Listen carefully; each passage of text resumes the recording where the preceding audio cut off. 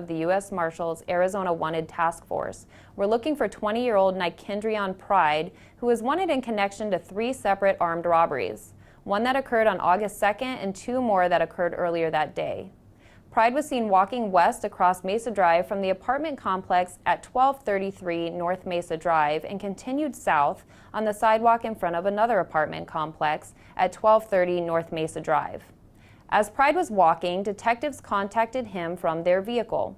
One detective, who was riding in the rear passenger side, threw a flashbang near Pride, while another detective, who was sitting in the front passenger side, yelled for Pride to get down on the ground.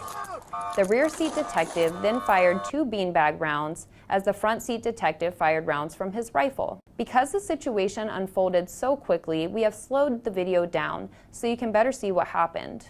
The detective saw Pride reach for what he believed was a gun, and that's when he fired his duty weapon.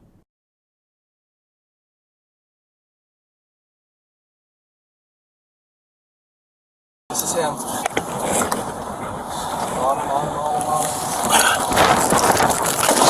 Down!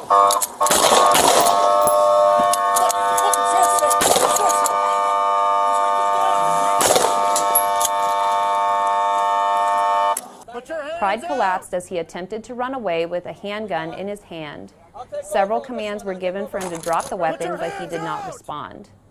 Detectives used a taser, pepper ball rounds, and beanbag rounds in an effort to get Pride to release the gun. He still did not respond. Detectives approached Pride, removed the handgun from his hand, and took him into custody. The Mesa Fire Department responded and ultimately transported Pride to the hospital, where he was pronounced deceased. During the investigation, detectives identified the handgun Pride was carrying as a Glock and noted the trigger was depressed, but there was not a round in the chamber.